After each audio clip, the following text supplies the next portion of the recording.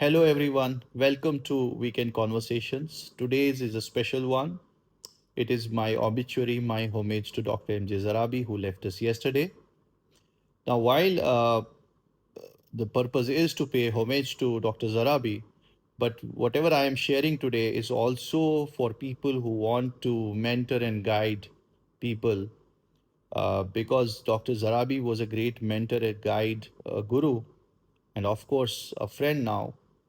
And the qualities he had are something to really look at to be a great mentor. Just pointing out some of the qualities out here. So the first and foremost quality in him was very deep understanding of the domain he represented, a real subject matter expert. He would never talk superficially. He would always be well researched whenever he would talk or write something. He would uh, not use any phrases or anything to appease anyone. That was never uh, his personality, that he would want to appease anyone. He would only be for knowledge and only speak for the knowledge and his analysis of the thing. So that was the first great thing in him. The second thing in him was his his approach towards work. He was now in his late 70s, but he was very active and doing all sorts of works, whatever it takes. He would never believe that, hey, I have been a very super senior official of the government and I should have a staff, or I should have a proper setup and then only I will work. He was just a you know person who would work all by himself. And that's again a great quality, a real, that I would say hustler. He was in that way. You reach out to him for anything regarding his work and he would do it himself. Most of the things he would do himself. So that's another thing that one should learn. The third thing I think in him was his helping nature. He was never selective in whom to help and whom not to help. I have seen, unfortunately, some leaders, some, stalwarts only wanting to help people who are of certain caliber. Say maybe they want people to be perfect, say 8 on 10 or 9 on 10, and only then they would want to invest their time and efforts with those people. But I think world is not that. You will maybe find rarely one in thousand such people who will be 9 on 10, and there would be very little to really help and mentor such people. But majority of the people would fall in, maybe they would be just 6 on 10 or 5 on 10, and they would need real help. And I have seen Dr. Zarabi probably, open in that case and ready to help anyone, irrespective of the caliber or the maybe the intellect that person would bring in. Uh, and I think that's a very, uh, great thing to look at, because see, if a person is 9 on 10, I think that person needs far less mentorship than the person who is maybe 5 or 10 or 6 on 10. And if great mentors, great people stop interacting and don't entertain such people, where will these people go? Uh, I think the only criteria Dr. Zarabi had, and this was his one of his favorite phrases as well: "fire in the belly." So he would say, if the person has fire in the belly, I am ready to help. It's the only thing I want in a person, be it a startup or someone wanting some professional help from him. He would just want that the person should have fire in the belly, and he was ready to support. That's another great quality in him that one could find. Another great thing in him was his, ability to articulate things. You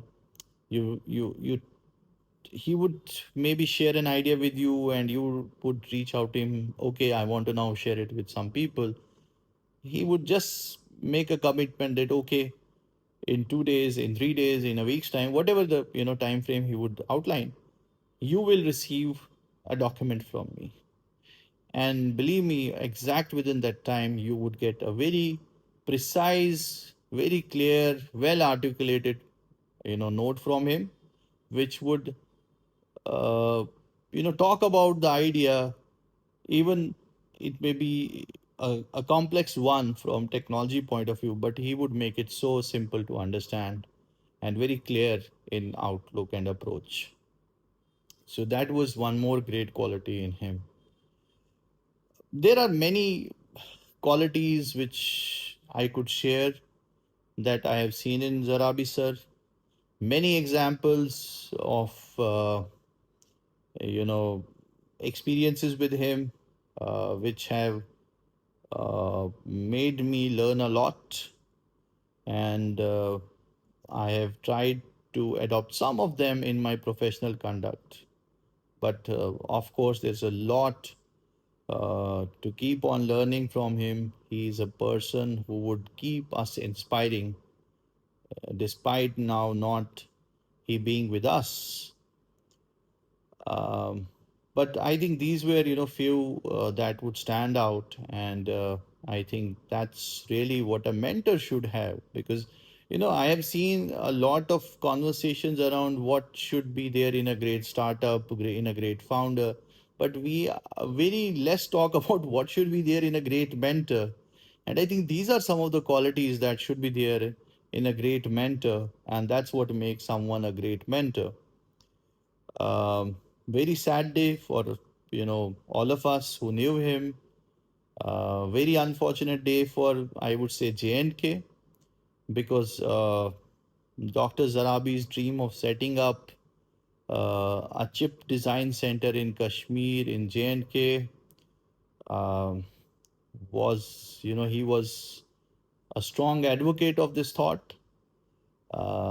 Unfortunately, that it takes a lot of time to convince people within the government to consider such ideas, especially when they are different, unique.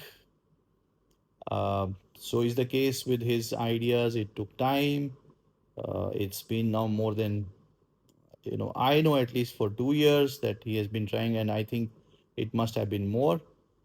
That he was trying that we could set up something over there. He was very much willing to help out um, students, out professionals there to get into the semiconductor space and set up this unique center over there.